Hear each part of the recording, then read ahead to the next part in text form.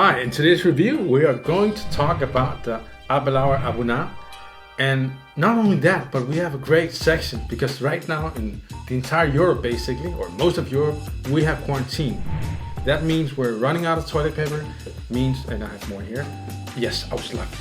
I went to the store and I was lucky that I could find a package. But yeah, anyways, we're talking about a strength whiskey of 61 because we have to be very careful in these quarantine and these coronaviruses time. So find out how this review goes in just a second.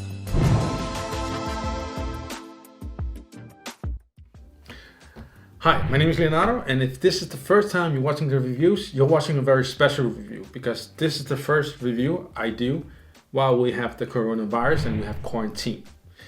But if we put that aside for one second, I do work with whiskey a lot, and I've worked in the bar industry for 16 years, done millions of cocktails, trained a lot of people, and yeah, basically I wanted to actually share that knowledge with you guys. And I didn't want to go with the normal version where you have all these technical terms. I will of course like put a box there, so you get like some information that's important for the knowledge of the whiskey. But we're going to talk to you guys that are fairly new to whiskey, so you can get a hang of it and understand what is whiskey about. And for other people that know a bit more about whiskey, you may be thinking, oh, what the hell is he talking about? But it doesn't matter. I'll crack a joke or two so you can have some fun as well. Anyways, today's video is about cask strength whiskey, in particular the aberlour. And I've always had difficulties pronouncing this, so I actually had to like YouTube it. How do you pronounce this? Abuna? I think. I still don't know. Anyways, it's a great whiskey. And for a lot of people that love whiskey, and especially people that have been drinking whiskey for some time, they actually like this one a lot. Especially if you look about like Facebook forums, a lot of people like this whiskey. Now the question is that beginner friendly whiskey? That's a different side. In case I didn't mention it, because I talk a lot, so sometimes I forget, did I mention it, did I not mention it? Anyways, this is a Speyside whiskey. And what is the core thing in Speyside whiskeys? The core thing is that usually you have very easy, approachable whiskeys. That means flavor-wise, of course. You don't have peat so much. You don't have really strong flavors. Now, the thing with this whiskey, it is in-your-face strength because it's 61. So that means took the barrel when it was finished and they put it in. Now, just to be clear, this is not a single cask. Of course, it was multiple barrels, or cask if you prefer to use that terminology.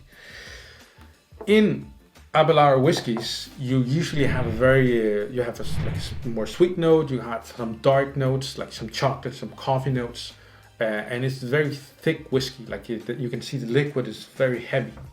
Now in this one, they use a sherry cask, oloroso cask, Spanish oloroso.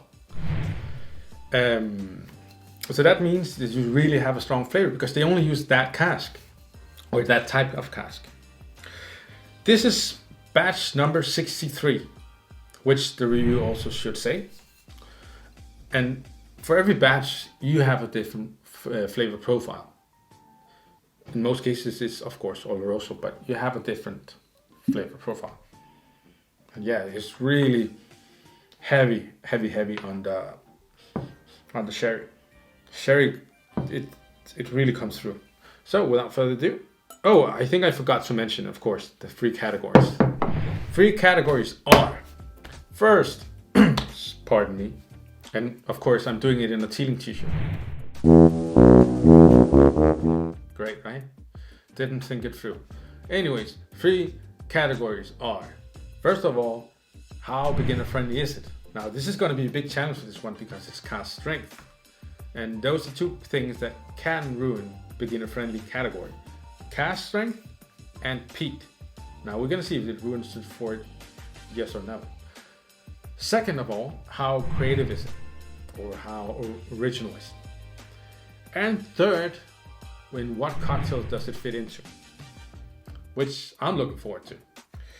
And of course, we finish off by like looking at all these things, looking at the pricing, and saying, is it worth your money? Don't get me wrong, it doesn't tell you about if the whiskey is bad or good.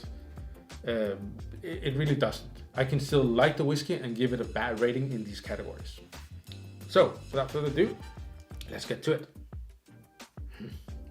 Already, I'm looking forward to this.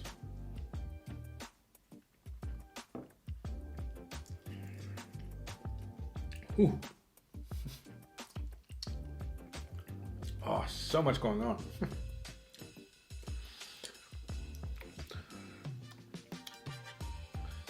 Wow, that was a lot of flavor. Really a lot of flavor. And I was not prepared for cask strength right now.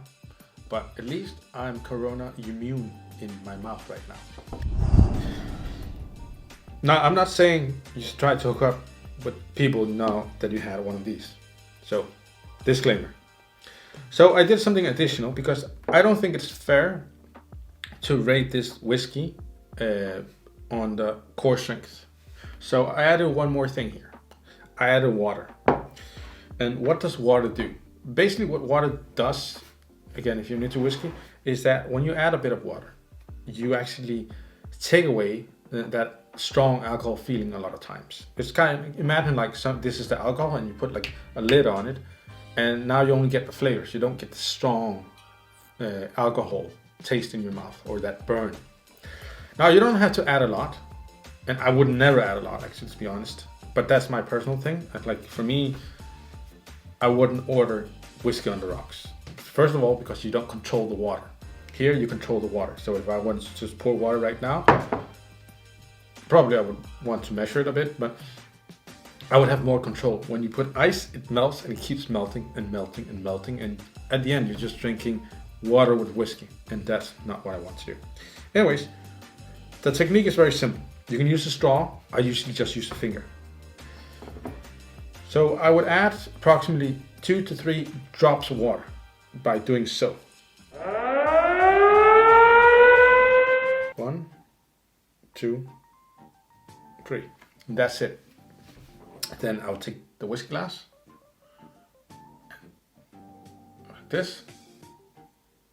And even now, what happens is, basically you're getting way more of the flavors that you initially got, but without that burning sensation. So right now, all the flavors, all the aromas are coming out, and they're like approaching your nose, they're approaching everything. So it's way more easy to get and dig into what is this whiskey about.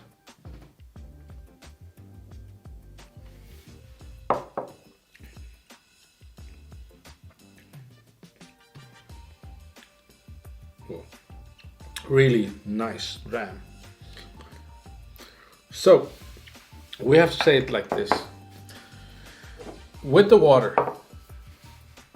it's very beginner friendly, especially considering that it's a cask strength. Without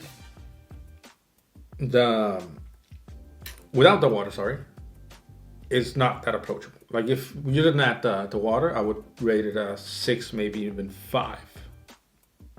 But I would keep it at 6. A 6 if you have to make a decision. You have to be Stalin and just make a decision. It's quarantine time. You need to make a decision right now.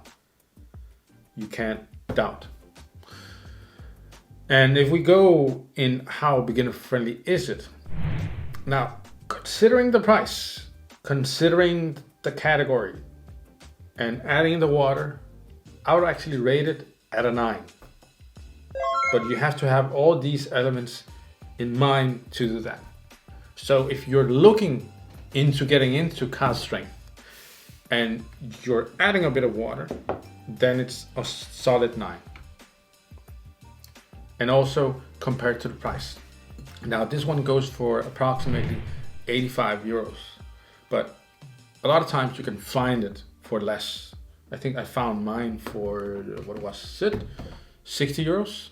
But my point is here, this is a really good, even for 85, it's a really good dram. And if you're looking for something really nice and you want to go into cask strength, this is a good choice. It's a really good choice.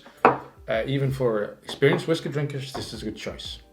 So this is a really good good whiskey to have at home, especially if you want to start putting a good selection at home. Like let's say you want to buy 10, 12 bottles, this is one of those that should go in there because of the profile, because of the flavors, the easy and approachness of the flavors. So it's a solid 9 for that reason only. How creative is it? How original is it? I like aberlour. I like the fact that they use still like this design. They have their particular way of designing bottles. I like their Oloroso. I think it does have unique flavor that you don't find in many other brands. So for that, I'm gonna give it a solid 8. It's not because they're experimenting a lot, but I think this is a good selection and it does go a bit off the regular range. So yeah, solid 8 for creativity and originality. What cocktail does it fit into? That's a good question. What cocktail? No, it's actually the easy one. It has to be whiskey sour. Without doubt, a whiskey sour. But if I, like I said in a different review, if you want to add a bit more to this whiskey sour, you have to make it a New York whiskey sour. And that's basically where you add a bit of red wine on top. Because then you will get this at the max. That's how you really connect these. So, is it worth your money? I think right now I already answered that question. Even in Corona times, I kept the cool. I didn't panic, and I told you it was worth your money right from the start. Do you agree? What cask strength would you choose if you had to start with a new selection of whiskey with the current knowledge that you have today? I hope you liked this video. Please remember to subscribe and of course like this video if you liked it.